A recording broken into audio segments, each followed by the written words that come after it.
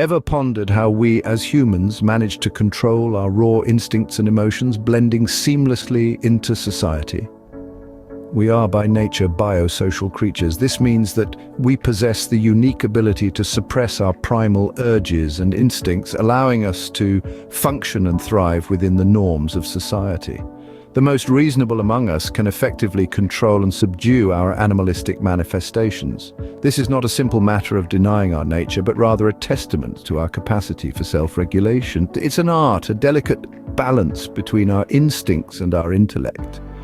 One might even argue it's what makes us uniquely human. Living normally in society is no easy feat. It requires more than just controlling our instincts. It involves interacting with others, communicating effectively, and understanding social cues. We must navigate the complex web of human relationships, all while managing our internal emotional landscape. And let's not forget about the importance of emotional stability.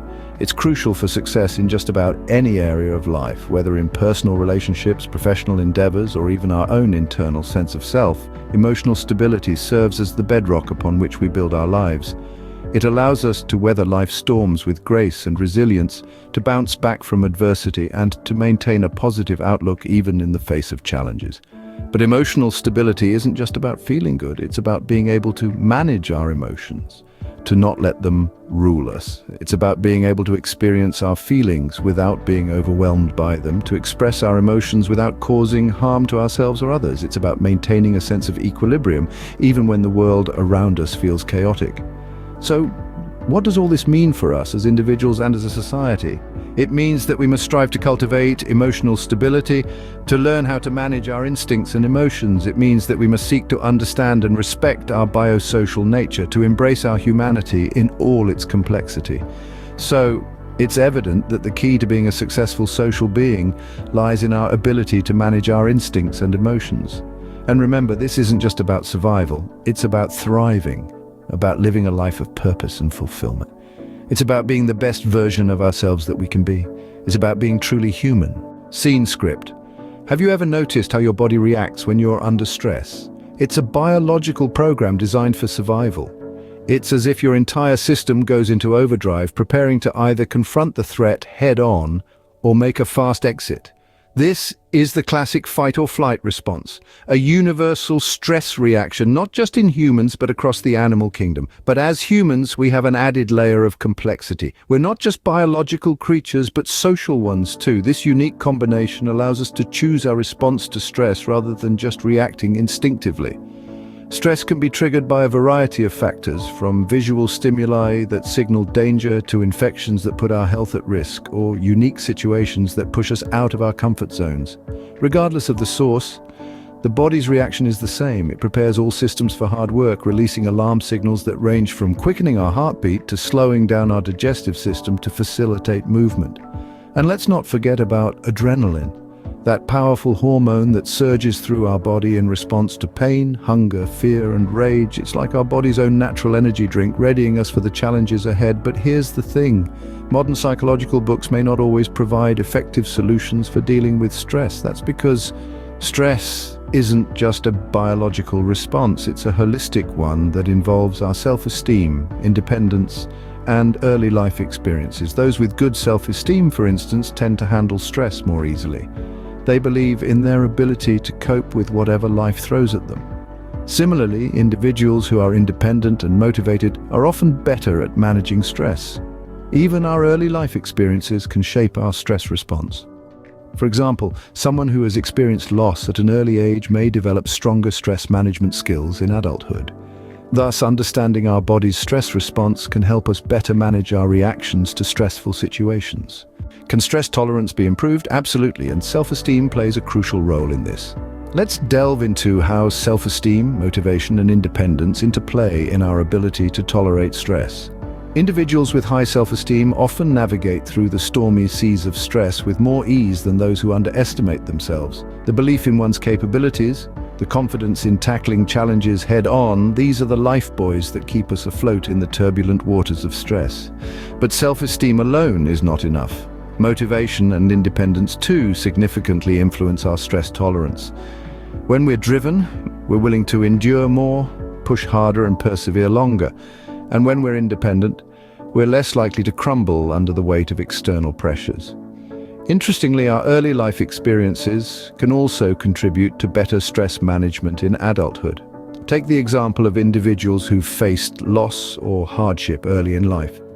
These experiences, as tough as they may be, can serve as stepping stones, building resilience and emotional fortitude. Consider the incredible adaptability of war veterans.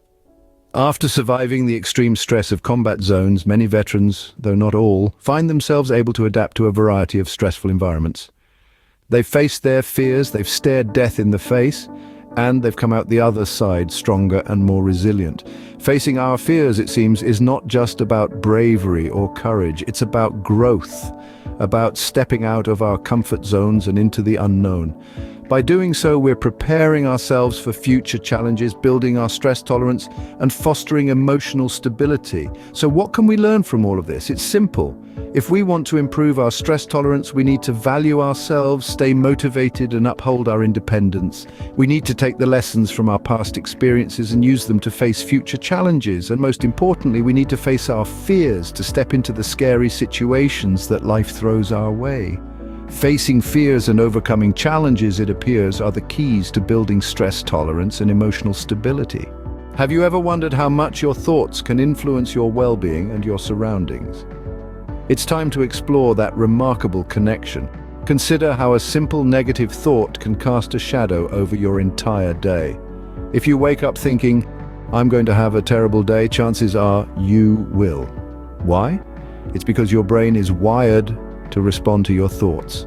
Negative thinking can trigger stress responses, make you more susceptible to illness, and even alter how you interact with others. This isn't just about your internal state either. Your thoughts can shape your surroundings. If you're constantly thinking negatively, you might find yourself in a cycle of negative experiences. On the other hand, positive thoughts can lead to a more positive environment filled with opportunities and possibilities. But what about external influences on our thoughts? Let's talk about music.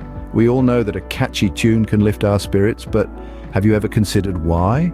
It's because music has a profound effect on our thoughts and emotions. A beautiful melody can evoke powerful feelings of joy, sadness, or nostalgia, influencing our mood and mindset. Imagine for a moment you're feeling tired and defeated.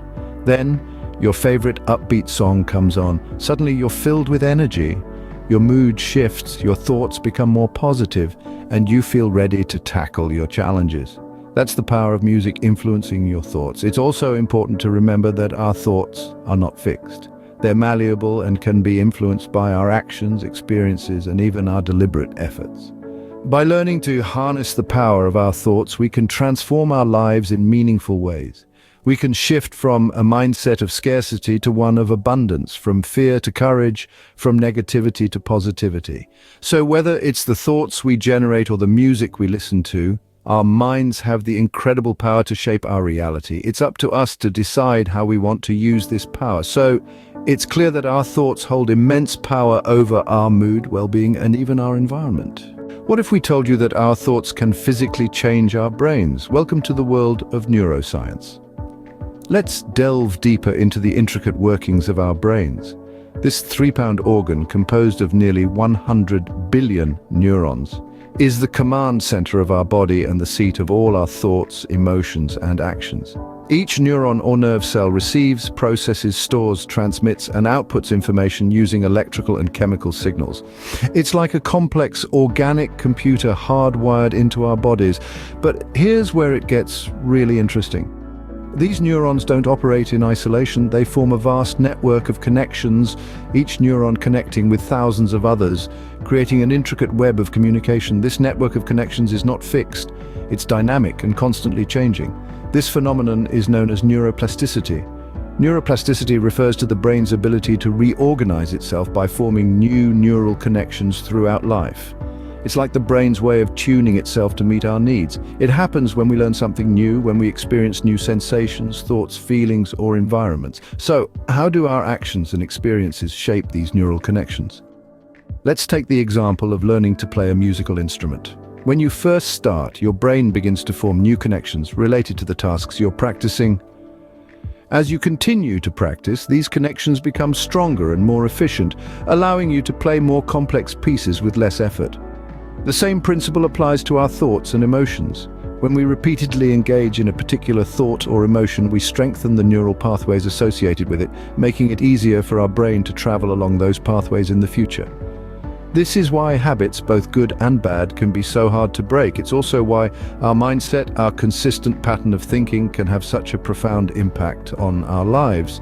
By consciously choosing our thoughts, we can start to reshape our neural circuits and in turn, reshape our lives. It's fascinating, isn't it, how our actions and experiences can shape our neural connections and in turn our behavior.